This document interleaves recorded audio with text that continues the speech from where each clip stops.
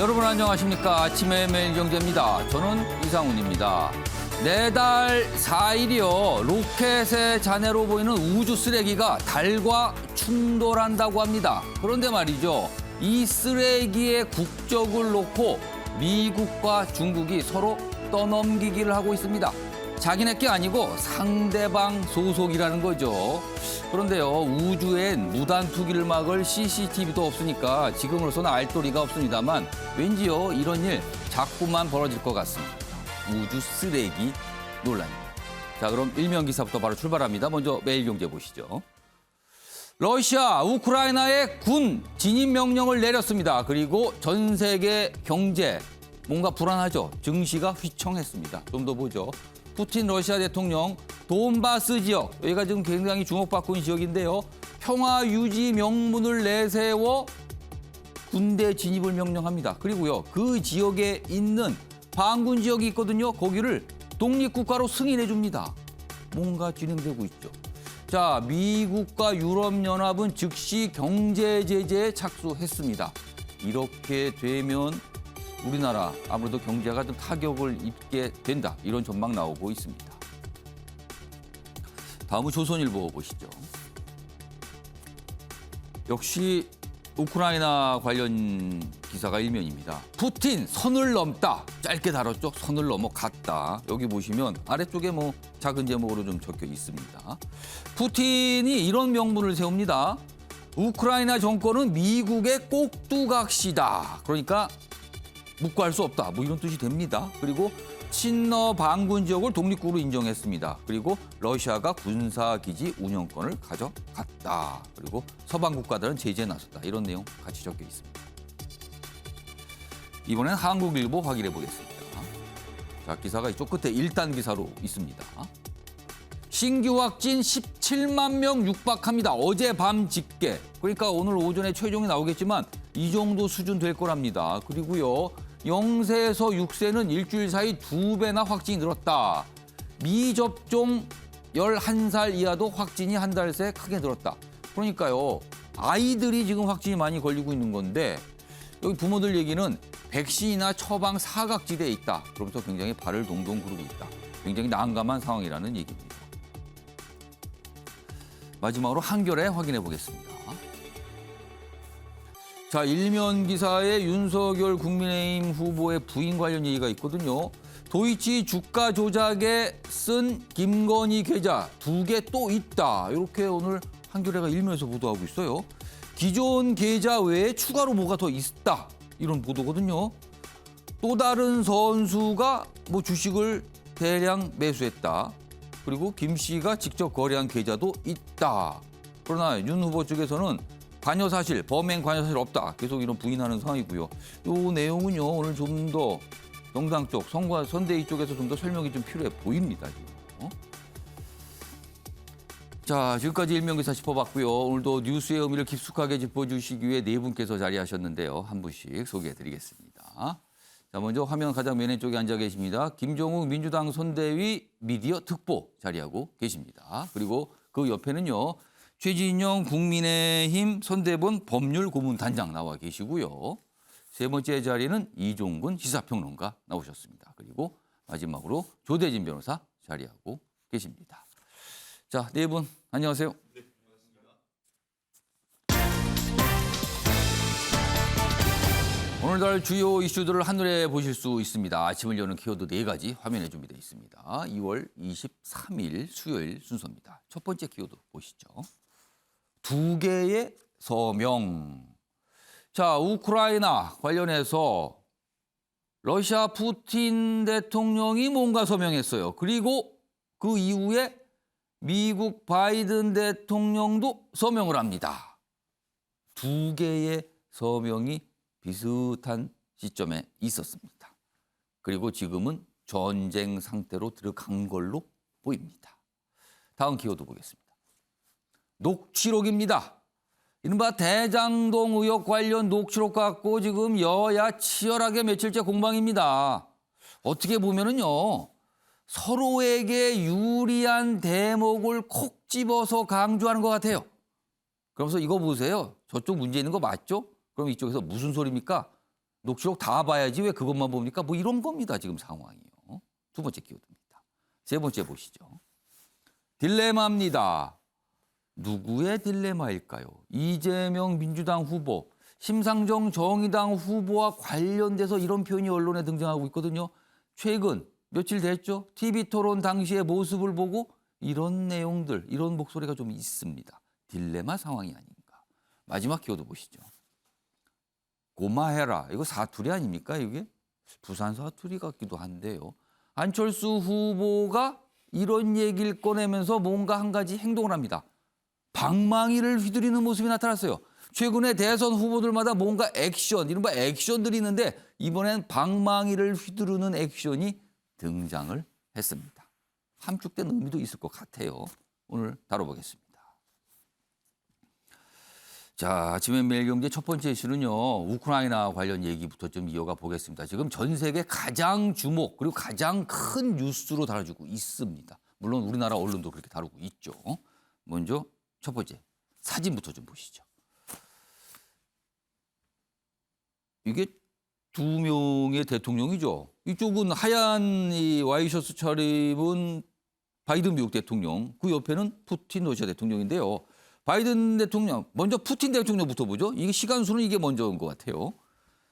21일 현시 푸틴 러시아 대통령이 뭔가 서명을 하는데 이 서명이요. 우크라이나 내부에 있는 친러 반군 지역이 한 두 곳 정도 있어요. 반군이 장악한 지역이. 그 두 곳을 공화국으로 독립했다. 이걸 승인하는 서명을 하는 거예요. 독립국가를 인정한다는 거죠. 그리고 나서 군 진입 명령을 합니다. 이 서명입니다, 지금. 그리고 옆에 서명, 바이든 대통령 서명은요. 러시아에 대한 제재를 승인하는 서명을 하고 있습니다. 상징적인 모습입니다, 지금. 다음은 기사 하나 보겠습니다. 자, 러시아, 푸틴 대통령이 왜 우크라이나에 침공을 했는가? 뭐 내세운 이유도 있어요. 보겠습니다. 옛 소련 부활 노리는 푸틴. 우크라이나는 미국의 식민지가 됐다. 이렇게 판단을 한다는 겁니다. 그러면서 군 투입을 합리화합니다. 좀 더 보죠. 푸틴, 러시아 역사의 핵심이자 옛 영토다. 과거 소련 연방 시절을 기억을 하는 거군요. 소련 붕괴 뒤에 빼앗겼다. 이거 보복할 권리 있다. 이렇게 나서고 있습니다. 자, 서방 국가들은 뭐 맹비난하고 있죠. 뭐 우크라이나 인정 않는 광기의 연설이다. 냉전 시대 영향력 회복하려고 한다. 뭐 등등등. 그리고 미국에 맞먹는 초강대국 되기를 원하는 것 같다. 이런 분석들도 나오고 있습니다. 서방의 시각이죠, 여기는요. 자, 그럼요. 이 사안과 관련해서요. 민지숙 기자의 리포트 듣고 내용 좀 이어가도록 하겠습니다. 보시죠. 우크라이나 동부 돈바스의 접경지에선 엿새째 폭격이 이어지고 있습니다. 외신에 따르면 반군 공격으로 정부군 병사 2명이 사망하고 반군 소속 군인도 1명 숨진 것으로 전해졌습니다. 전쟁 위기가 최고조에 달한 가운데 러시아 상원은 블라디미르 푸틴 대통령이 요청한 해외 파병을 승인했습니다. 푸틴 대통령이 돈바스 지역의 칠러 반군 세력인 도네츠크와 루간스크 인민공화국의 독립을 승인하고 평화 유지군 명목으로 러시아군의 우크라이나 진입을 명령한 지 하루 만입니다. 상원 승인 결정문에는 해외 파견 군 병력 수와 활동 지역, 주둔 임무와 기간 등은 대통령이 결정한다는 내용이 포함된 것으로 알려졌습니다. 이는 러시아군의 우크라이나 동부 친러시아 지역에 대한 파병을 공식화한 것으로 해석됩니다. Из Донецкой Народной Республики, из Луганской Народной Республики есть соответствующие пункты, которые говорят о том, что мы будем оказывать. 푸틴 대통령은 지금 당장 러시아 군부대를 동부 돈바스 지역으로 보내려는 건 아니라면서도 앞서 언급한 두 나라의 요청이 있을 경우 두 공화국에 군사 지원을 제공할 것이라고 설명했습니다. MBN 뉴스 민지숙입니다. 자, 이제 우리로서는 관심사가 바로 경제적 타격입니다. 이게 전 세계가 영향을 받을 수밖에 없는 거죠. 당장에 뭐 에너지 문제 얘기 나오는데요. 기사 좀 준비했습니다. 보시죠. 러시아에 볼모 잡힌 LNG 공급, 그러니까 천연가스 이겁니다. 지금 서방 국가들은요. 러시아 천연가스에 전적으로 의존하고 있거든요. 자, 국내 경제도 전운이 감돈다 이렇게 돼 있습니다. 지금 이 러시아의 침공이 있자 뭐 독일 같은 거는 그 가스관 바로 중단한다 이렇게 나왔거든요. 제재 조치인데. 근데 그거는 서방 국가도 피해를 볼 수밖에 없는 상황으로 갑니다. 좀 더 보죠. 러시아, EU, 미국이 국제 제재 검토하자 유럽의 LNG 공급 축소 공세 나서 이렇게 러시아도 끊겠다는 거고요. 서방 국가도 안 받겠다는 겁니다. 지금요. 그렇다면요. 대체해야 할 에너지가 필요합니다. 바로 석유입니다. 기름값이 뛰는 거죠. 지금. 대체재 석유도 90달러대로 상승했다. 이래다가 곧 100달러 넘어간다는 겁니다. 지금. 그리고 우리 정부 수출 에너지 공급망은 점검하고 있다. 분쟁이 장기화되면 이거 정말 걱정스러운 상황으로 간다. 그래서 무역 안보반 가동 뭐 이렇게 적혀 있습니다. 자, 그리고요. 기사 하나 더 있습니다. 우리 기업들과 직접적으로 연관된 내용을 다루고 있어요. 우리나라 기업들 우크라이나보다 러시아에 대한 경제 제재가 더 큰 위협이다. 이게 어떻게 되냐면요. 우크라이나와의 교역은 액수로 한 9억 달러 정도 연간 이 정도에 그치지만 러시아에는요. 우리나라 기업들이 굉장히 많이 나가 있는 겁니다. 그리고 러시아의 교역도 규모가 꽤 있거든요. 그렇다면은 서방 국가들이 러시아에 대한 제재를 하는 것 이게 더 타격을 준다는 겁니다. 외환거래 제재 땐 수출 큰 타격, 결제 문제가 또 발생을 하게 되는 거죠. 이렇게 되면. 자, 이종근 평론가. 네네. 이게 엄격히 얘기하면 우리나라가 우크라이나보다 러시아의 관계가 더 많다는 거예요. 경제적으로. 그렇죠. 그렇다면 지금 미국 등 서방 국가의 제재를 우리가 뭐 반대할 수도 없는 상황에서 그냥 피해는 그냥 속수무책인 상황이 되네요. 이거는 굉장히 고민 아닙니까? 그럼? 네, 그렇습니다. 이제 우크라이나가 지금 소련의 아까 러시아의 옛 소련은 러시아의 침공을 당함으로써 사실상 전쟁이 이제 그 코앞에 다가오고 있는데 예. 문제는 이겁니다. 우크라이나와 이제 러시아의 어떤 우리나라 기업 입장에서 봤을 때 예. 어느 쪽이 더 지금 우리가 타격을 입느냐라고 생각을 한다면 예. 우크라이나는 사실 지금 경제의 어떤 수준이 곡물 수출이 가장 위주예요. 그렇기 때문에 우리가 직접적으로 어떤 다른 어떤 3차 산업이라든지 4차 산업으로서의 연결고리가 크지 않습니다. 예. 여기에 반해서 러시아는 상당히 국토가 넓고 또 우리가 생산 기지가 많아요. 예. 40여 곳의 기업들이 이미 가서 현지 생산 기지를 지금 만들고 있거나 만들었습니다, 이미. 그래서 양측 국가의 어떤 그런 우리나라와의 교역 그 순위만 비교하더라도 러시아는 지금 12위인 반면에 우리나라와 우크라이나는 교역 순위가요? 예. 68위예요. 그렇기 때문에 기업의 어떤 그 숫자만이 아니라 예. 실제로 어떤 가서의 교역 하는 여러 가지의 어떤 수준을 봤을 때도 러시아가 훨씬 더 힘듭니다. 근데 러시아는 두 가지 지금 문제가 있어요. 이미 미국이 경제 제재 수준을 계속 높여가고 있어요. 예. 그러니까 이 침공하면 높이겠다 해서 최고조로 지금 치닫고 있거든요. 경제 제재가. 그렇게 됐을 때 두 가지죠. 현지 생산 기지들은 타격을 입을 수밖에 없어요. 왜냐하면은 서방 국가와의 어떤 원자재 공급이라든지 뭐 이런 것들이 다 판매라든지 그러겠네요. 끊기게 되면 타격을 러시아에 입고요. 가가 있는 우리나라 기업들이 공장이 있는데 거기서 만든 물건이 밖으로 나가는 거, 러시아 밖으로 나가는 거 이게 문제가 발생할 수 있네요. 불가능해지죠. 예. 두 번째는 아까도 잠깐 언급하셨지만 달러와의 그 결제 제재예요. 예. 즉 제재를 했을 때 달러로는 이제 러시아의 수출 수입을 못해라고 하면 루블화로 해야 되는데 당장의 그 경제 제재 때문에 루블화 가치가 떨어지면 우리가 원화 수출 대금을 루블화로 받았을 때 받는 또 타격이 있거든요. 그렇기 그것도 때문에 좀 어렵겠는데요. 그렇게 되면. 지금 기업들은 초비상 상태일 수밖에 없는 겁니다. 지금 뭐 전쟁이 뭐 발발한 것 같은데 이걸 놓고 우리 기업들 무슨 수출 경제 얘기하는 게 맞는가? 뭐 이런 시각도 있을 수 있지만 현실입니다, 이게. 냉혹하지만은요, 현실인 거거든요, 지금. 우리로서는 이걸 고민하고 있는 상황입니다. 자, 그럼 이게 앞으로 어떻게 될까요? 지금 사실은 푸틴 러시아 대통령은 뭔가 포석을 자꾸 놓는 것 같아요. 그리고 미국 바이든 대통령은 뭔가 막으려는 움직임을 계속 있는데 이게 쉽지가 않다는 거죠. 다음 기사에 그런 내용들이 좀 있습니다. 심판대에 오른 바이든 외교다. 우크라이나에서 아프간 굴욕 반복될까? 작년에 아프간에서 미군 철수할 때 엄청난 혼란 그리고 미국 내에서 엄청난 비판이 있었거든요. 똑같은 모습 또 나타나는 거 아니냐 이런 지적입니다. 여기 보시면 작년 아프간 철수 때 대혼란이었고 대내외 비판의 지지율이 뚝 떨어졌는데 올해 말 중간 선거도 빨간불이다. 자, 미국은요 제2의 아프간 없다. 강경한 입장이에요. 그러나 카드가 많지 않다는 거예요. 미국이요. 푸틴은 위험 감수하는 도박군 성향인데 바이든 대통령은 아무리 봐도 도박군은 아닌 것 같다는 거죠. 물론 외교 담당을 오래 해서 외교를 잘한다는 장점은 있어요. 그러나 지금 상황 보니까 푸틴 대통령에게 전략적 우위를 이미 내줬다. 그렇다고 미군이 무슨 전면 개입하기도 만만치 않다. 뭐 이런 겁니다, 상황이요. 그래서 좀 미국으로서는 굉장히 어려운 상황으로 가고 있다. 이런 기사입니다. 아직은 모르겠습니다. 좀 더 지켜봐야 할 내용 같습니다.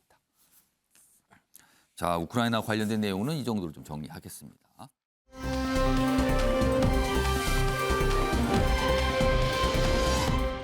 다음은 우리나라 대선 상황 좀 짚어보죠.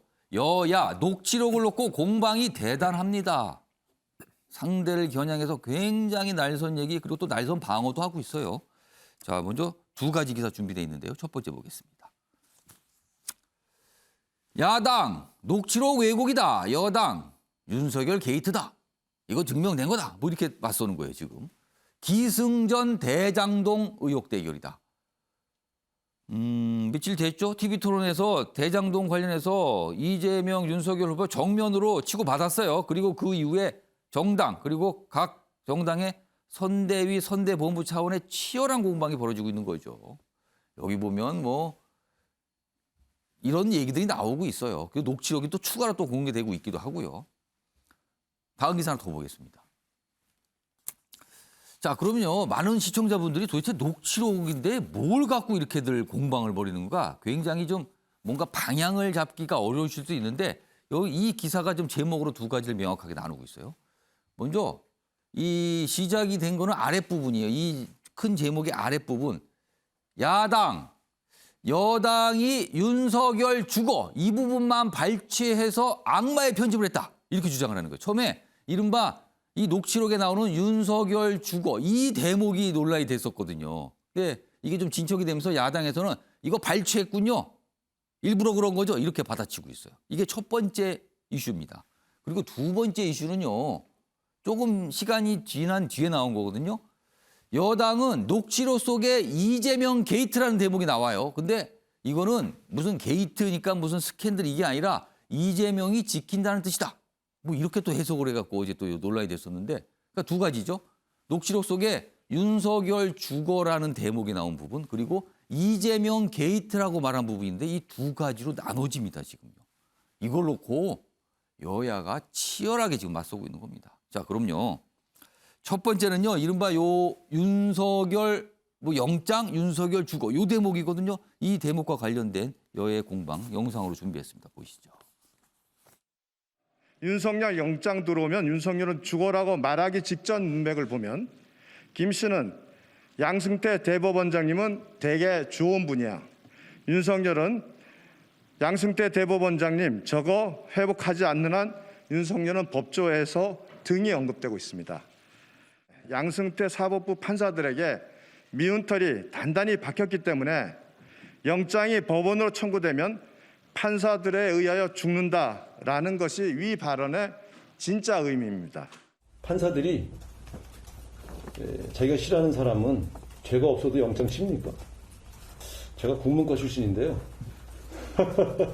어이가 없습니다. 윤석열 얘기를 하다가 갑자기 되게 좋으신 분이야 라고 말할 때 그게 양승태 대법원장을 지칭했다는 해석이 어떻게 가능한지 어이가 없습니다. 네, 적어도 이것은 양승태 대법원장도 좋은 사람이고 또 윤석열도 되게 좋으신 분이야 라고 말한 것으로 해석하는 것이 맞지요. 자, 이 이른바 이 윤석열 죽어 이 부분인데 여기 이 기사에 그 녹취록 사진이 좀 있어요. 요거 잠깐 좀 소개해드리죠. 여기 보면은 요 두 번째 페이지죠. 여기에 있어요. 중간쯤에 윤석열 영장 들어오면 윤석열은 죽어. 그러니까 이 부분을 가지고 이제 처음에 민주당 쪽에서 굉장히 압박을 했거든요. 이거 뭔가 있는 거다. 확실하다. 이렇게까지 얘기한 거 보니까 이거 뭔가 뒷배 아니냐 뭐 이렇게까지 주장을 했거든요. 그러다 시간이 흐른 뒤에 이제 국민의힘에서 아니 이거 이 녹취록 다 봐야죠. 그 앞부분에 보면 여기 뭐 대법원장 이름이 나오고 하는 거니까 이거는 윤석열 후보가 아니라 대법원장을 겨냥해서 한 말이다. 이렇게 이제 주장하면서 공방이 치열하게 벌어지고 있는 거죠. 최진영 단장께서 어떤 의견이십니까? 당 뭐 선대의 입장을 말씀하실 것 같은데 설명해 주시죠. 숨기는 자가 범인이다. 양쪽을 한번 봐주시죠. 더불어민주당이 공개했는 녹취록과 예. 국민의힘이 공개했는 녹취록에 어떤 차이가 있죠? 이게 각각이군요, 그렇게. 그렇죠. 예. 그중에 일부만 발췌해서 보이는 것인 반면에 예. 지금 국민의힘 같은 경우에는 있는 내용을 그대로 국민에게 투명하게 전부 다 공개를 하고 있습니다. 아까 말씀드린 것처럼 왜 악마의 편집이냐라고 하는 이유가 바로 그것 아니겠습니까? 우리가 어떤 얘기를 하고 했을 때 앞뒤 전후 맥락 다 떼버리고 키워드 하나만 딱 던지면서 거기에서 윤석열은 죽어 이렇게 했다고 하면 김만배 씨가 생각할 때에 윤석열이 뭘 도대체 얼마나 관계가 있고 둘이 어떤 관계가 있느냐 국민한테 의혹을 딱 제기할 수 있도록 그렇게 편집한 거 아니겠습니까? 그렇게 하니까 그래?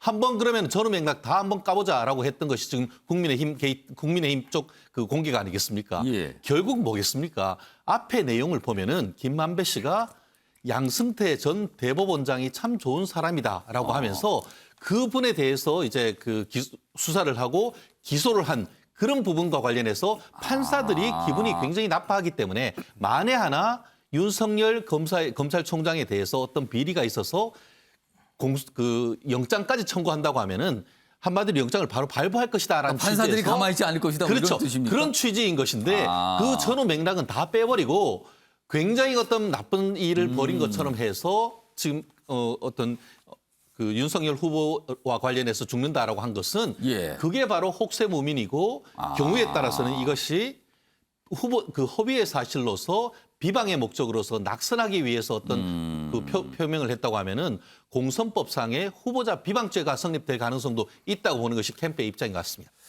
자, 민주당의 이제 김종욱 특보께서 뭔가 좀 설명을 좀 해주셔야 될 것 같아요. 어제 우상호 의원도 이제 총괄본부장도 설명을 했어요. 이제 애가 국문과인데 뭐 해석을 그렇게 해석의 차이지 뭐 이런 설명인데 이제 어떻게 좀 말씀하시겠습니까? 일단 사실 확인은요. 투명하게 공개했다는 거는 제가 알기로는 어젠가 오늘 공개한 거예요. 뭐 계속 공개했다고 말씀하시면 말이 안 되는 거고요. 뭐 국민의힘 같은 경우 어젠가 오늘 확인해가지고 공개했다는 거 아니겠습니까? 계속 그리고 알고 싶다고 말씀하시면 더 문제가 많아요. 그러면 그분에 대해서도 그러면 본인들이 얘기했던 거 설명하셔야죠. 그분 또 그분이 나오죠 또 그죠? 거기에서. 제가 볼 때 지금까지 그분이라고 얘기한 동아일보에서 맨 처음에 나왔는데요. 그분에 대한 내용들은 아직 녹취록이 발견되지 않았어요. 근데 이 지금 확인했다는 전문에는 그분에 대한 내용이 없어요, 실제로는. 그리고 그분이 다른 분으로 얘기가 나오고 있어요. 예. 그분에 대해서 아무 말씀 안 하시잖아요. 그러면서 다 공개했다고 말씀하시는 부분이 문제가 있고요. 예. 제가 그래서 허위사실도 마찬가지예요. 그럼 이 부분에서 예를 들면 국민의힘도 말씀하셔야죠. 본인들이 얘기한 그분이 허위사실인지 아닌지에 대해서도 밝혀야 된다는 생각이 드는 거고 녹취록이 최근에 나와서 그러니까 서로 다 해석이 다릅니다. 예. 근데 하나 확인되는 건 있어요. 김만배 씨가 얘기했던 영장 들어오면 윤석열은 죽어란 단어가 있는데 예. 그 사이에 대화자 한 명이 뭐라 그러냐면요. 예. 원래 죄가 많은 사람이긴 해, 윤석열은. 그래서라는 단어가 있어요. 그러니까 예를 들면 이렇게 계속 발췌 해석하는 거예요. 그럼 이 단어는 뭐예요? 대화자가 얘기했다라고 하는 원래 죄가 많은 사람이긴 해, 윤석열은. 죄는 그래서 또 뭘 뜻하는가? 그러니까 이 이렇게 죄가 되는 뭔지 거네요, 모르겠어요. 그러면은. 저는 죄가 뭔지 모르겠는데 이 죄가 많으니까 영장이 들어오면 윤석열은 죽어 이렇게 해석할 수도 있다라는 거예요. 해석은 다양할 수 있기 때문에 예. 제가 볼 때는 이렇게 몇 가지 서로 마찬가지인 거죠. 그래서 이제 그야말로 다 모든 전문이 공개됐으니 예. 그 부분과 관련해서 예를 들면 이제부터 정확하게 해석하면 되는 것이고요. 제가 볼 때는 좀 누군가가 김만배 씨를 진짜 만났으면 좋겠어요. 진짜 무슨 내용이야, 뜻으로 이게? 얘기한 건가? 그렇죠. 왜냐하면 지금 아무도 모르는 상황이지 근데 않습니까? 검찰은 그런 걸 알아보지 않을까요? 아니 검찰이 얘기할 수가 없겠죠. 지금 왜냐하면 수사적인 상황이기 때문에 예. 그러니까 결론적으로는 제가 말씀드린 건 여전히 아직까지도 천하동인 이론은 내 것이라는 김만배 씨의 증언을 갖다가 뒤엎을 증거를 확보하지 못하기 때문에 문제가 발생하는 거라는 거죠. 저는 그래서 이 부분에 대해서는 전문이 다 나와봐야 이제부터 그걸 해석하는 서로의 입장이 중요하다는 생각을 합니다. 진지현 변호사가 좀 발언기 요청하신 데가 한 30여 초 드릴게요. 반론하세요. 그렇습니다. 전부 다 공개됐느냐? 아니죠. 정영학 회계사가 지금 2013년부터인가 녹음했다고 하는 녹취록이 굉장히 많습니다. 근데 그 부분에 대해서 이제 정치권이든 다 입수를 하기 위해서 굉장히 치열한 취재 경쟁을 예. 하고 있지만 검찰과 법원이 그것을 다 공개하고 있지 않습니다. 그리고 특히 지금 그럼에도 불구하고 지금 민주당 쪽에서 나오는 것은 예. 그중에 일부 지금 국민의힘 쪽에 불리한 듯한 내용들 계속 밝히고 있다는 것을 좀 말씀드리고 싶습니다. 다 공개된 게 아니란 거죠. 자, 일단 이게 한 갈래예요. 그리고 아까 봤던 동아일보 기사 다시 좀 불러오겠습니다. 자, 그리고 또 다른 갈래가 이른바 이재명 게이트라고 나오는, 녹취록에 나온다는 이 대목이에요, 또. 이걸 놓고도 지금 뭐 해석도 다르고 주장도 다르거든요. 자, 그럼요. 이와 관련해서 며칠 전 TV 토론에서 이 얘기가 있었고요. 그리고 그 이후에 여야의 또 공방도 있었습니다. 영상으로 보시죠. 제가 듣기로는 그 녹취록 끝부분을 가면 이재명 게이트란 말을 김만배가 한다고 그러는데 이재명 게이트라고 있다고요. 그 녹취록 중에 내세요. 지금 허위 사실이면 됐습니다. 후보 사퇴하시겠습니까? 녹취록에 이재명 게이트라고 나온다면서요. 이재명 후보야말로 거짓말했더라고요. 어제 이재명 게이트 안 나온다고 거짓말하시던데 이재명 후보 빨리 사퇴해야 될 것 같아. 자기 스스로 그렇게 얘기를 했으니까. 제가 알기로는 저게 이재명 때문에 일이 안 된다라는 취지의 이야기로 저는 알고 있고요. 그 입구에서 지킨다라는 그런 의미의 게이트인 것 같고요. 근데 제가 전문을 보지 않았기 때문에 쉽게 평가하는 건 적절하지 않은 것 같습니다. 게이트에 대한 해석도 다르거든요. 입구에서 지킨다. 게이트를 그건 약간 어떻게 보면 직역을 한 것 같은 느낌도 드네요. 자, 최진영 단장과 김종욱 특보 역시 이제 각각 발언께 드릴게요. 말씀하시죠. 그렇습니다. 사실 대장동 게이트와 관련해 가지고 예. 지금 민주당 같은 경우에는 이것이 이른바 국민의힘 게이트다라고 얘기했지 않습니까? 그런데 민주당의 강훈식 지금 그 의원 얘기를 따른다고 한다고 하면은 결국 이 대장동 사건을 국민의힘이 막았다라는 그런 얘기가 되는 것 아니겠습니까? 그렇기 때문에 정말 좀 전에 뭐 우상 의원 같은 경우는 본인이 뭐 유명대학교 국문과 나왔다고 국문과다. 하는데 예. 지금 그 이 부분에 대해서 지금 우리 그 국민의힘의 대표 같은 경우에는 뭐라고 하고 있습니까? 도대체 이게 초등학교 수준도 아니고 이게 그 공직자 되려고 하면 기초적인 어떤 역량에 대한 테스트까지 좀 하라 이런 식으로 지금 비판을 하고 있는데요. 일반적으로 우리 게이트가 왜 나왔죠? 이른바 워터게이트 사건, 미국에서 이제 닉슨 대통령을 그렇죠. 하야하게 했는 정치권의 비리를 얘기하는 것 아니겠습니까? 무슨 게이트하면 통상 뭐 그렇죠. 스캔들 의혹 뭐 이렇게 그런 얘기하죠. 것인데 그것이 어떤 이재명 게이트가 분명히 왜 그게 있다라고 얘기하니까 지금 결국은 그 TV 토론에서 지금 이재명 후보가 굉장히 당황했던 그런 부분에 있어서 어떻게든 그거를 커버하는 과정에서 국민을 너무 폄하하는 이 부분에 있어가지고는 정말 많은 국민들이 누구 말이 맞는지는 아주 쉽게 판단할 수 있을 것 같습니다. 자, 김정욱 특보, 이재명 게이트라는 그 녹취록의 그 대목 이거 어떻게 된 겁니까? 아니 이제 그 전에요. 녹취록 관련해서 무슨 초등학교 이런 말씀하시는데 제가 방금 전에 말씀드렸잖아요. 이 녹취록이 보면 원래 죄가 많은 사람이긴 해라는 단어가 있다라고요. 그러니까 계속 예를 들면 서로가 보고 싶은 것만 보는 거예요. 제가 볼 때. 그러니까 제가 볼 때 이렇게 뭐 초등학교는 이런 말씀 하시지 않으셨으면 좋겠어요. 예. 다들 제가 알기로는 다 고등교육 받으신 분들인데 서로에게 이렇게 말씀하시는 건 좀 타당하지 않다는 생각이 드는 거고요. 말씀드리는 건 뭐냐면 지금 여기서 얘기하는 이재명 게이트라고 얘기하는 것과 국민의힘이 주장했던 이재명 게이트는 다르다고 말씀을 드리는 거예요. 이재명 게이트라고 하는 게 뭐겠습니까? 대장동 관련해서 이재명 후보가 이 기획을 짜가지고 소수에게 엄청난 걸 이익을 줬다라는 게 이재명 게이트 아니겠어요? 국민의힘이 주장했던. 예. 근데 여기 나온 내용은 뭐냐면 그 내용이 아니라 제가 녹취록을 살짝 보니까 중간에 한 칸 띄어져 있고요. 그냥 뭐뭐 했으니까 망정이지 이재명 게이트 때문에 이거밖에 없어요. 실제적으로는요. 제가 볼 때 이거 잘 모르겠어요. 제가 그래서 이 부분은 무슨 뜻인지 잘 모르겠다는 김만배 건데? 씨한테 물어봐야 되는데 제가 그 시점을 추정하면 이게 제가 알기로는 2020년 10월 26일 날 발언한 걸로 돼 있어요. 그럼 대장동 의혹이 불거지기 전이네요. 한참 전이죠. 예. 근데 이때 무슨 일이 있었냐면은 2020년 그러니까 10월 26일 10일 전에 예. 파기환송심에서 무죄 판결이 나요. 그러니까 무죄 판결이 뭐냐면 야당이 고소고발했던 선고 과정에서 5,500억 대장동 이익 환수했다라고 하는 것이 허위사실이라고 제기한 내용으로 제가 알고 있어요. 이게 나중에 무죄가 난 건데 그다음에 10월 23일 날 3일 전이죠. 발언 3일 전에 성남지청이 재상고를 포기를 해요. 그러니까 이 시점으로 보게 되면 이 부분을 갖다가 이재명 게이트라고 설명한 것 같다라고 해석을 하는 거예요. 다른 게 아니라. 그러니까 이게 또 해석의 여지가 그러니까 뭐가 녹취록 대화한 걸 적었는데 이게 명확하지가 않죠. 그러니까 전후 맥락을 다 들으면 알겠는데 아직 그렇지 않은 상황에서 뭐가 조금씩 나오는데 왠지 검찰은 알고 있을 것 같은데 저걸 확보한 게 검찰 아닙니까? 그리고 말하신 분은 지금 신병 확보도 했잖아요. 지금. 검찰이 뭔가 알고 있을 것 같은데 지금 정치권은 뭐 그건 알도리는 없고 서로 공방을 이렇게 하고 있는 상황입니다. 두 가지 갈래로 치열하게 공방이 벌어지고 있어요. 지금요. 자, 그런데요. 이렇게 공방 굉장히 날이 서 있거든요. 그리고 지금 다른 거 가지고도 많은데 이게요. 단순히 국회나 정치권 또는 뭐 언론 요 정도로 끝나지 않고요. 이제 길거리에서 보게 될 것 같기도 합니다. 왜 그런가 하면요. 일단 만평 좀 하나 보시죠. 이게 TV 토론을 뭐 했는데 제목이 이래요. 왜 부끄러움은 국민 몫인가? 그러니까 TV 토론을 봤는데 그 후보들이 하는 모습과 뱉어낸 말에 지켜보는 시청자인 국민들이 그냥 뭔가 다 뒤집어 썼다는 거예요. 지금 뭔가 날라와서. 그래서 이렇게 떠나게 되는 거 아니냐. 혐오감 이런 것만 생긴 거 아니냐. 이렇게 좀 묘사하고 있고요. 다음 기사도 하나 더 보겠습니다. 이겁니다. 소가죽도 초밥도 네거티브 현수막 다 풀어준 선거관리위원회. 이게 무슨 소릴까요?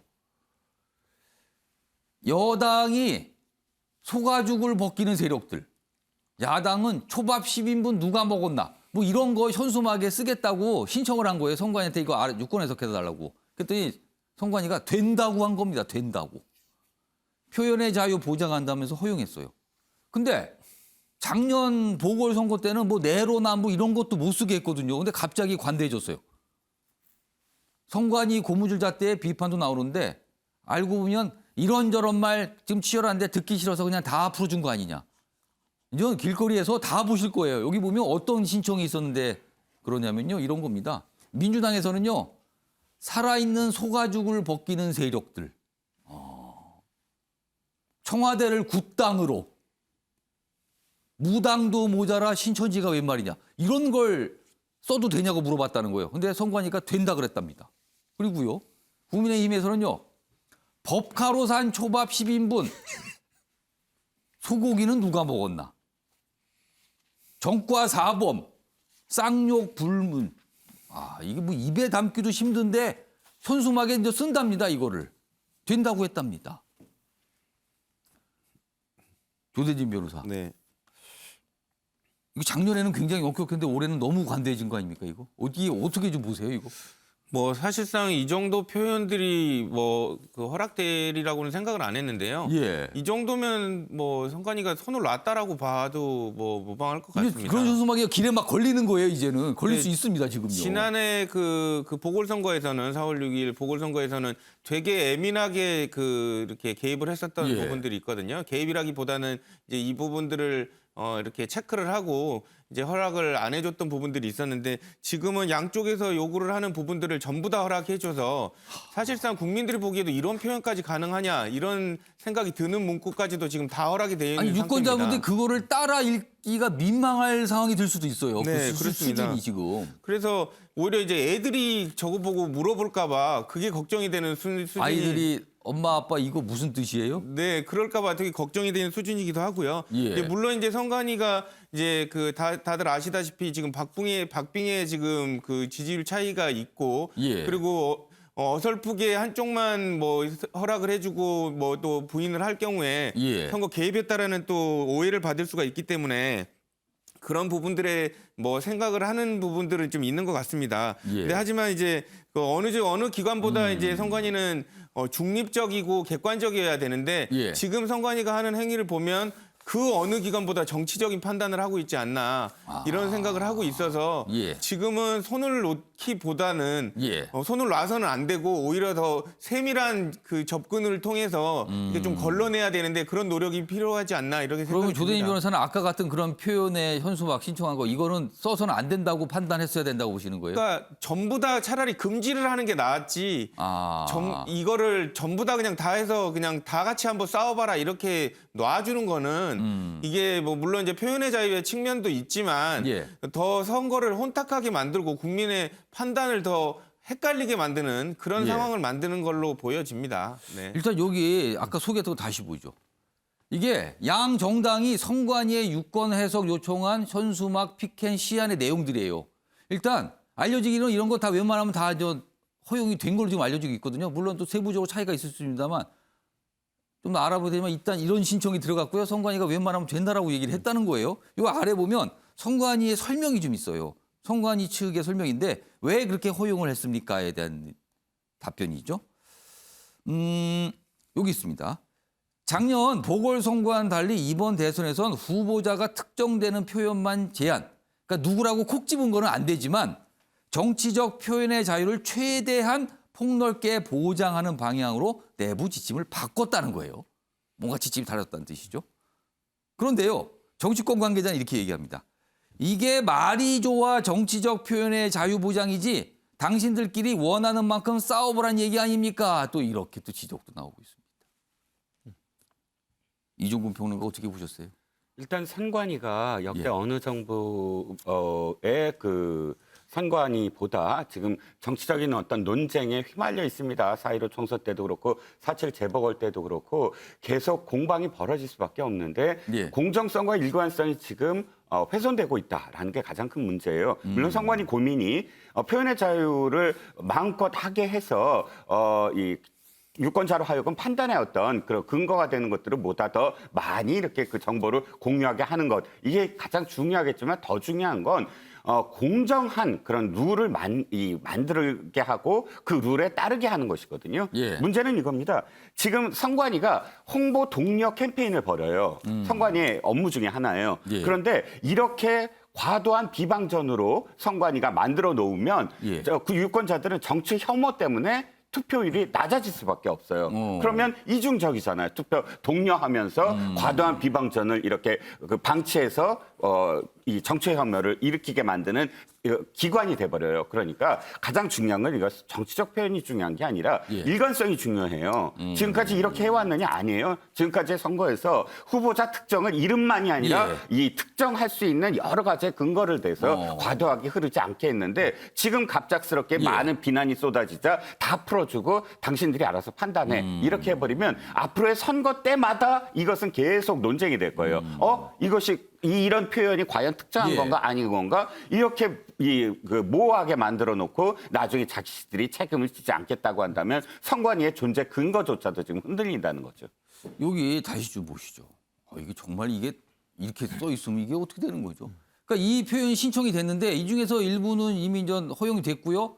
그리고 몇 가지 나머지 것들은 지금 선관위가 고민하고 있는데 허용하는 방향으로 잡았다. 뭐 이렇게 알려지고 있다는 거예요, 지금요. 이거를 보게 되는 겁니까, 길에서? 예, 최인윤. 그렇습니다. 이거는 그 법률적인 문제인데요. 예. 실제로 이것은 공선법상의 이른바 후보자 비방죄에 해당할 수도 있는 것입니다.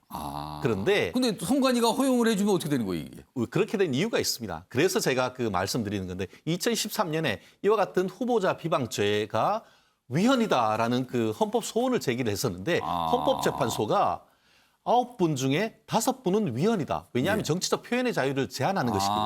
그런데 위헌을 하려고 하면은 6명이 위헌이 돼야 되는데 1명이 모자라 가지고 사실상 위헌이지만 합헌이다는 결정이 냈습니다. 그런데 결국 그 어떻게 보면은 그 헌법재판소에서 봤을 때 사실상 이와 같은 것이 위헌이다라고 보다 보니까 후보자 비방죄는 사실상 뇌사 상태에 빠졌던 것이죠.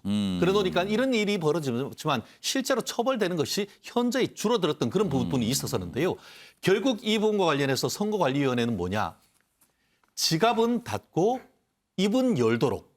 한마디로 금권 선거는 안 되지만 표현의 자유는 최대한 보장해준다는 그런 흐름이 있었었는데 문제는 지난번 총선에서 어떻게 보면 조혜주 그 상임위원을 비롯해서 중앙선거위원회가 공정했어야 되는데 특정한 한쪽 편으로 몰렸다는 그런 비판이 있었죠. 그런데 이번 대선의 전국에 와서는 그와 같은 것을 한쪽으로 보는 것이 아니고 양쪽 어떤 표현의 자유도 최대한 보장하려고 했다는 그 전환을 했다는 점에서는 나름대로 의미 있는 결정이라고 저는 봅니다. 오히려.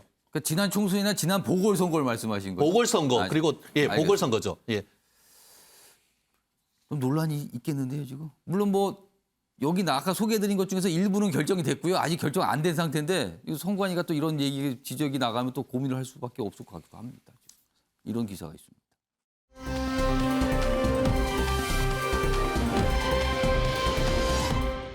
다음은요.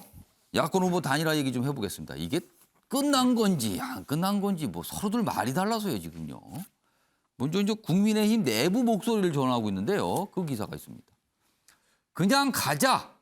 이준석 책임져야 한다. 국민의힘 단일화 갑론을박이다. 누구 말이 맞는지 잘 모르겠다는 거예요. 여기 보면 윤 주변 무례함이 이를 키웠다. 뭐 이준석 대표 사과하고 싶을 것이다.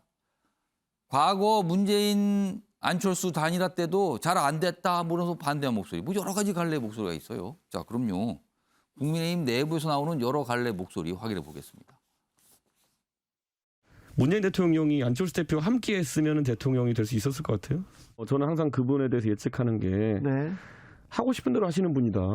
이준석 대표가 그 부분에 대해서는 그 사과를 하시는 게 맞다 그렇게 봅니다. 이 대표는 본인의 목소리에 너무 집중을 하다 보니까 이제 그 부분을 자꾸 놓치고 있는 것 같은데 우리 이준석 대표도 좀 더 시간을 주면 이 대표가 그 부분에 대해서 사과하지 않을까 저는 그렇게 봅니다. 단일화는 오히려 지금부터 이제 시작이고요. 안철수 후보께서 그 회견문에서 밝힌 내용을 자세히 살펴보면 안철수 후보께서도 야권 후보 단일화를 완전히 접은 것은 아니라는 느낌이 있어요. 최인현 단장, 설명 좀 명쾌하게 좀 해주세요. 국민의힘 내부의 단일화를 바라보는 시각, 지금 어떻게 되고 있는 겁니까 도대체 지금? 결국 현재 판세를 보는 시각에 따라 견해가 약간 갈리는 것 같습니다. 그럼 결국은 다 그냥 흩어지고 있는 거예요, 견해는? 결국 현재 이대로 간다 하더라도 예. 필승한다라고 생각하시는 분들은 이른바 자각론으로 해서 계속 그냥 그대로 가도 된다라는 반면에 지금 현재 판세가 사실은 박빙에 가깝고 경우에 따라서는 결국 그 1점 몇 프로로 예전에 그 이회찬 전 총리 같은 경우에는 단일화하지 못해서 그 낙선했지 않습니까? 그와 같은 전철을 밟지 않아야 된다는 한마디로 돌다리로 두드려 보고 가야 된다라는 쪽 같은 경우에는 단일화를 강하게 주장을 하고 계시는 것 같은데요. 전체적인 흐름은 어떻게든 해서 끝까지 그 단일화를 해야 된다는 목소리가 조금 더 강한 것 같습니다. 후보도 그런 생각으로 보이세요? 그렇게 보입니다. 그렇지만 그 말씀하신 것처럼 지금 당 대표 같은 경우에는 굉장히 그 개인적인 그 어떤 안철수 후보와의 악연이나 이런 부분에 의해서 감정적인 부분이 있는데 현재 전체적인 분위기는 여전히 그 단일화를 해야 된다는 논에 방점이 찍혀 있는 것은 분명합니다. 일단 목소리가 갈라지고 있는데 서로 다른데 지금 전 최인현 단장께서는 일단 단일화 해야 된다는 쪽이 그래도 무게가 있다라는 설명이었어요. 그런데요, 국민의당 내부에서는요 완주를 강조하는 목소리가 계속 나옵니다. 그리고 또 그에 대해 설명 주셨거든요. 그 영상부터 확인해 보겠습니다. 안 후보께서 그 70억에서 80억 원 상당 특별 당비 납부하셨다. 네. 이게 맞습니까? 예, 특별 당비를 통해서 선거와 관련해가지고 민주당이 필요한 선거 활동들을 하고 있습니다. 당연히 완주의 의지와 완주와 그리고 국민들의 지지에 대한 자신감이라고 보시면 됩니다. 상당히 많은 돈을 이미 쓰고 있다는 거죠. 그러니까 과거에 국민의힘 내부에서 돈 때문에 뭐 어려울 거다 이런 얘기가 있었는데 그거에 대해서 반박이라도 하듯 돈 이미 많이 쓰고 있고요. 완주합니다. 이렇게 설명이 나온 겁니다. 자, 이런 상황에서요. 안철수 후보 어제 윤석열 후보를 겨냥해서 강하게 얘기합니다. 기사로 있습니다. 선거운동 재개한 안철수, 윤석열 단일화 경선이 겁나서 도망간 거다. 아, 도망갔다. 부산에서 이런 얘기를 해요. 부산에서. 자, 그럼요. 이 얘기가 무슨 얘기고 어제 부산에서 무슨 얘기를 한 건지 안철수 후보의 이야기 들어보겠습니다. 정권 교체만 하고 더 좋은 대한민국, 행복한 대한민국, 함께 잘 사는 대한민국 만들지 못하면 그건 정권 교체가 아닙니다. 적폐 교체입니다. 눈 감고 다 졸려요. 이거 어떤 뜻이었습니까? 저는 그 정도는 알 줄 알았습니다. 지금 21세기 대통령은 그냥 전문가의 머리를 빌리는 사람은 안 됩니다. 오히려 어떤 전문가의 머리를 빌릴 것인가 하는 머리를 가지고 있는 사람이 대통령이 돼야 됩니다. 국민의힘당 윤석열하고 합치면 안 되겠습니까? 그런데 저렇게 뭐 저러니까요. 네, 이번에 합쳐가지고. 그러니까 제가 제안했지 않습니까? 경선하자고. 근데 겁이 나서 도망쳤습니다. 또 오히려 저 포기해주면 제가 정권 교체하겠습니다. 예, 감사합니다. 자, 조대진 변호사. 어떤 시민이 뭐 단일화 관련 얘기를 하는데 저렇게까지 얘기한 거예요. 그쪽에서 양보하면 제가 하죠. 그리고 뭐 왜 고개를 절레절레 토론에서 흔들었냐 그거에 대해서 맹비난을 한 거예요. 사실은 윤석열 후보를 겨냥해서요. 네. 이 정도면은 정말 완주로 보시나요? 안철수 그 후보가 이전에 보여줬던 그 모습과는 달리 완주의 의지를 좀 명확하게 드러낸 것 같습니다. 그러니까 예전에는 지내는 상황에 따라서 완주를 안 할 수도 있다라는 그런 분위기들이 많이 비춰졌던 경우들이 많았었는데 예. 이번에는 진짜로 특별한 매력적인 제안이 없으면 진짜로 완주할 것 같다라는 준비들을 하고 있는 것 같고요. 이런 준비를 하게 된 데는 아까도 영상에서 나왔지만 이준석 대표가 좀 그 심정적으로 자극하는 부분도 있는 것 같아요. 그러니까 완주 못할 것이다. 뭐 만약에 진행을 하려면 돈이 뭐 100억에서 200억은 드는데 그 정도의 돈이 없을 것이다라고 주장을 하니까 뭐 예를 들면 특별당비를 납부한다든지 이런 등의 준비들을 하는 걸로 봐서 안철수 후보도 뭐 물론 이제 저쪽에서 그 상대방 야권 단일화에 관련돼서 국민의힘이 어느 정도 제안을 해오면 응할 생각은 있지만 만약에 그런 게 이루어지지 않는다면 끝까지 완주 쪽으로 마음이 기운 상태다 이렇게 보여집니다. 어제 모습은 그렇게 해석할 수밖에 없다. 어제 안철수 후보의 모습을 설명한 기사가 하나 더 있습니다. 보시죠. 자, 어퍼컷 윤, 하이킥 이. 최근에 대선 후보들 이런 모습 있죠. 어퍼컷과 발차기 뭐 격파 있었어요. 그걸 묘사했는데 그거에 맞대응이라도 하듯이 방망이를 휘두른 안철수. 그러면서 고마해라 이렇게 얘기합니다. 이 고마해라는 양쪽을 다 얘기한 것 같기도 하고요. 어제 고향 부산서 야구 스윙 퍼포먼스를 했다. 그러면서 엄청난 뭐 비판을 한 거죠. 아까 그 장면, 영상을 봤던 장면 연장선인데요. 이 야구 방망이 퍼포먼스 확인해 보겠습니다. 자, 어제 부산 유세 장면이죠. 저런 모습을 보여줘요. 그래서 고마해라 이렇게 얘기하는 겁니다. 그래서 이런 얘기를 해요. 뭐 거대 양당 횡포에 열불이 터지지 않느냐? 홈런왕 안철수 뭐 이렇게 외치면서 저렇게 했다는 거죠.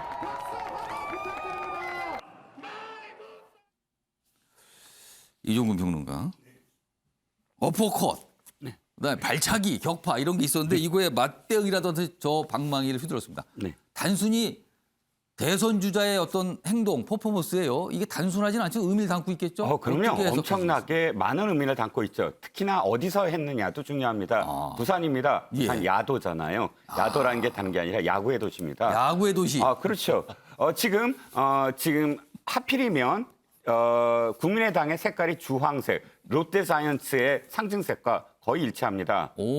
그래서 사실 이 롯데자이언츠의 어떤 구장에 가면 완전히 거대한 노래방이라고 하잖아요. 응원 문화가 그 어느 지역보다 더 굉장히 흥이 나고 신이 나는, 그래서 아마도 부산 시민들에게 그것들 연상시키면서 한 퍼포먼스가 아닌가 싶기도 하고요. 그래서 이렇게 얘기하죠. 9회 말 지금 뭐 지고 있는데 말로 홈런을 칠 수 있는 사람은 자신이다. 그런데 전 잠깐 좀 생각이 드는 게 야구야말로 기록 경기 아닙니까? 타율이 정확해야 되고요. 그럼 9회 말에 어떤 선수를 내보느냐 고민을 하는데 10년 동안 타석을 자주 벗어났고 홈런의 기록이 잘 안 보이는 그런 선수를 지금 갑자기 내야 홈런이냐? 뭐 이런 고민을 할 수도 있을 것 같아요, 감독은. 그래서 이 홈런 타자로서 자신을 말씀하시는데 기록은 좀 돌아보셔야 되는 게 아닌가라는 생각이 잠깐 들었습니다. 방금 말씀하신 대목 중에 감독은 누굴까요? 본인일까요? 유권자이겠죠? 유권자. 유권자 입장에서는 타석에 내보낼까 이걸 고민할 수밖에 없다. 이 말씀이네요, 그럼요. 아무튼 요즘에는 뭐 오늘 또 무슨 또 행동이 나올까요? 방망이 휘두른 거에 나왔거든요. 뭐가 더 나오겠까요? 한번 기다려 보겠습니다. 이런 가운데요. 이재명 민주당 후보, 안철수 후보를 향해서 계속 뭔가 얘기하고 있어요. 이 기사로 소개돼 있죠. 여기 보면 뭐 심상정 저격하고 안철수 끌어안고, 요 심상정 저격하고 이 부분은 뒤에 좀 따로 준비돼 있고요. 안철수 끌어안고 이 부분 보겠습니다. 이중 전략으로 반전 노리는 이재명. 여기 보면 이렇게 얘기합니다. 이재명 후보. 안철수 한때 당대표로 모시던 분입니다. 지금 야권 후보 단일화 이게 잘 안 되고 있고 거의 결렬 상황이라는 얘기까지 나오는 상황에서 뭔가 안철수 후보와 손을 잡을 수 있다. 이런 쪽으로 자꾸 얘기를 하는 것 같아요, 지금. 자, 김종국 후보. 이거는 안철수 후보가 윤석열 후보가 서로 손을 못 잡도록 하기 위한 일종의 뭐 이관계입니까? 아니면 진짜 진정성이 있어서 잡자고 하는 겁니까? 아니면 막판에 이것까지 다 해보자 이런 겁니까? 그러니까 손을 못 잡게 하려는 이관계는 아닌 것 같고요. 왜냐하면 손을 못 잡게 한 건 국민의힘의 이준석 당대표가 했기 때문에 민주당에게 돌릴 몫은 아닌 것 같다는 생각이 들고요. 뭐 제가 볼 때 손바닥 위에 뭐 부처님 손바닥 위에라는 얘기를 한다거나 상당히 조롱 섞인 얘기를 한다거나 또 당 내부에서는 뭐 경기도지사 또 총리 이런 식의 얘기가 나오는 상황이기 때문에 제가 볼 땐 단일화를 못하게 하는 가장 큰 힘은 국민의힘 내부에 있다. 그러니까 첫 번째 말은 어떤 뭐 방해를 하거나 이런 건 아닌 것 같다. 그리고 제가 핵심적으로는 이준석 당대표가 자기 정치를 위한 전략적 고려를 한다는 생각이 전 그렇게 많이 들어요. 그래서 그런 문제 안 되는 것 같다는 생각이 드는 거고요. 또 민주당 입장에서도 단일화라고 하는 것들은 상당히 민주당 입장에서는 어려운 구조가 되는 거죠. 이걸 견제할 생각도 분명히 있습니다만 제가 볼 때 분명히 안철수 후보와의 연대는 열려 있다라고 하는 것이 기본적인 입장입니다. 왜냐하면 이재명 후보가 한 얘기가 있어요. 정치 개혁에 동의하는 제 세력들이 모여서 국민 통합 정부를 만들어서 위기를 극복하자라는 얘기를 분명히 했고요. 그중에 정치 개혁의 핵심이 뭐냐? 다당제를 통해서 지금의 양당 기득권 체제를 좀 붕괴시키고 다양한 사람들, 다양한 유권자들의 이해 요구를 반영할 수 있는 정치 체제로 바꾸자. 그다음에 제왕적 대통령제라고 얘기하고 있는 소위 대통령에게 너무나 집중화된 권력들을 분산시켜서 우리 정치를 민주화시키자라고 하는 이런 이해와 요구가 맞는 사람들이 모여낼 수만 있다면 같이 할 수 있다고 얘기를 하고 있기 때문에 저는 이런 부분 분명히 열려 있다. 하지만 과거에 비해서는 문이 좁아진 건 사실이라는 생각이 들고요. 그럼에도 불구하고 정치는 생물이기 때문에 여전히 끝까지 그런 여지의 문을 열어두고 소위 안철수 후보와 정치개혁에 대한 논의들을 계속 해나가겠다. 이런 생각들을 가지고 있는 거죠. 이 기사는 이런 이재명 후보의 움직임을 이렇게 해석하고 있군요. 정권 심판론, 이게 굉장히 이재명 후보한테 부담인데 이걸 탈피할 기회를 위해서 밀착하는 것 같다. 이렇게 또 의미를 분석하고 있습니다.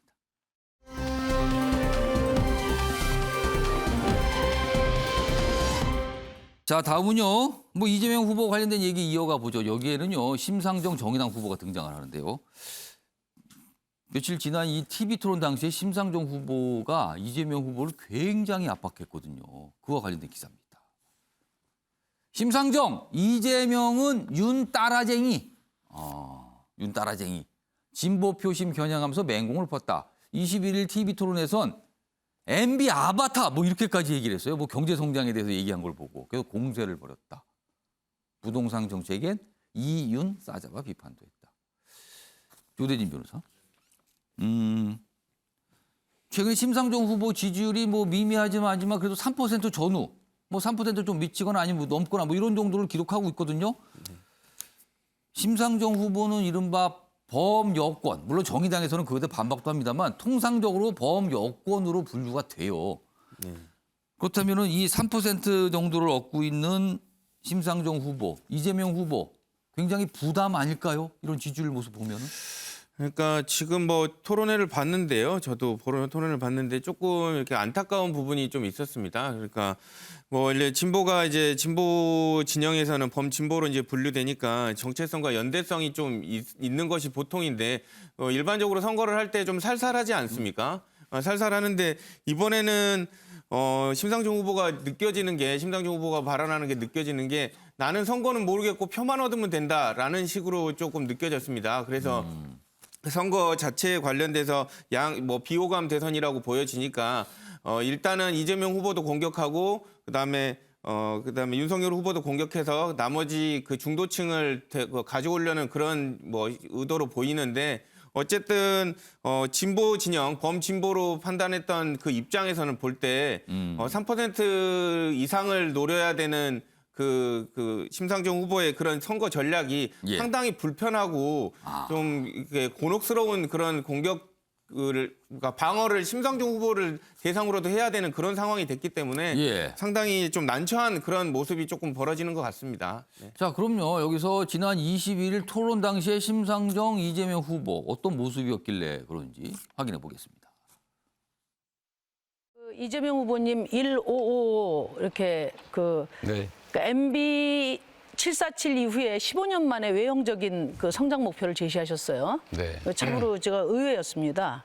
이건 MB 때보다 더 허황된 게 아닌가. 우리 이재명 후보께서 유능한 경제 대통령을 표방하시는데 이렇게 성장만 외치는 MB 아바타 경제 가지고 미래를 열 수 있나 이런 질문을 드립니다. 우리 심상정 후보께서 제가 가지고 있는 계획이나 정책에 대해서 좀 자세히 안 보신 것 같아서 매우 안타깝다는 생각 먼저 합니다. 이재명 후보께서는 평소 이제 보유세 강화를 무척 강조를 하셨는데 민주당이 재산세 감면하고 또 종부세 완화할 때 한마디도 안 하셨어요. 왜 침묵하셨습니까? 일방적인 감세에 대해 동의한 바가 없고요. 예, 이게 당내에서 하는 그런 정책들에 대해서 기초자치 광역단체에 대해서 얘기하기가 좀 어려웠다 말씀드립니다. 자, 김종욱 특보. 저렇게 토론이 끝나고 어제 이재명 후보가 이제 언론 인터뷰를 통해서 약간 심상정 후보에 대한 섭섭한, 그러니까 심상정 후보는 윤석열 후보보다 본인을 더 공격을 하더라. 이렇게 너무 매섭게. 이런 취지의 약간의 좀 섭섭함을 표출했는데 앞으로 토론 2번 남았습니다. 네. 계속 이런 모습 보일 것 같은데 이거 굉장한 부담 아닙니까? 제가 볼 때 앞으로 계속 답답할 것 같다는 느낌은 듭니다. 근데 제가 볼 때는 심상정 후보가 편나올 때는 저희 이재명 후보 진영일 것 같고요. 안철수 후보 편나올 때는 윤석열 후보 진영일 수밖에 없기 때문에 저는 이건 앞으로 계속 될 거라는 생각이 드는 거고요. 서로 그럼 이렇게 양갈래로 공격을 한다는 거예요? 그다음에 이제 이유는 뭐냐면 지금 정의당 같은 경우는 3가지 트라우마가 있어요. 하나가 뭐냐면 단일화 논란에 휩싸이는 트라우마. 과거에 마찬가지입니다만 소위 진보 진영의 단일화. 2번째가 민주당 이중대 논란. 세 번째가 진보성이 약화되는 거 아니야? 이런 논란이 계속 많이 있었습니다. 이런 논란들을 나름대로 불식시켜야 저희 정의당의 어떤 자기의 브랜드가 나오는 상황이 분명히 있기 때문에 저는 그렇게 갈 거라 생각이 들기 때문에 뭐 이재명 후보가 그런 생각이 들긴 하겠습니다만 제가 볼 때는 이 후보의 정책과 비전에 대한 진정성으로 접근할 수밖에 없다는 생각이 드는데 단 하나 아쉬움은 그런 거예요. 그러니까 심상정 후보가 예를 들면 사회적 배당 문제와 관련해서 잘못 이해하고 계시는데요. 사회적 배당 문제 같은 경우 이제 커먼즈라고 그래서 소위 신자파 진영에서 상당히 중요한 논리적인 내용들로 제기되고 있는 내용인데 현재 구좌파적인 발상으로 좀 공격을 하시는 부분들이 분명히 있어서 저는 저런 측면들 같은 경우는 좀 소위 진보 내부에서의 혁신도 분명히 필요하다. 그래서 정의당이 공격하는 건 좋은데 좀 정의당도 좀 혁신하면서 좀 사회의 변화에 맞게 좀 공격을 하셨으면 좋겠다라는 좀 말씀 주문을 드리고 싶어요.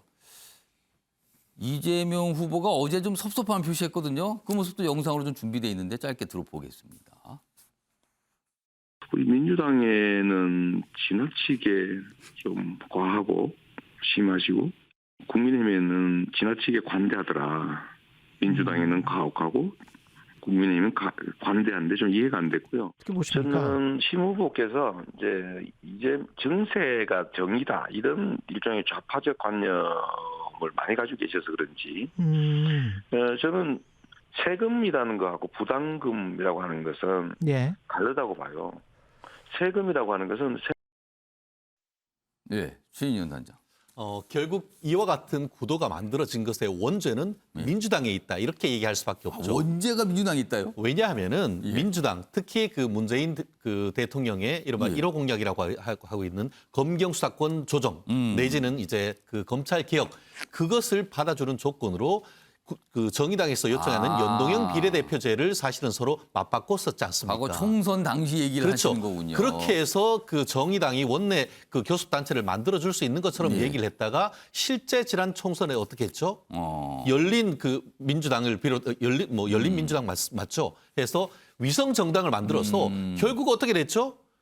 그 지금 정의당이 지금 몇 석 되지 않지 않습니까? 그런 구원이 지금까지 연결되고 있는 것이기 때문에 그것을 지금 와서 섭섭하다? 오히려 그 지금 그 심상정 대표 같은 경우에는 민주당이 섭섭한 정도가 아닐 겁니다.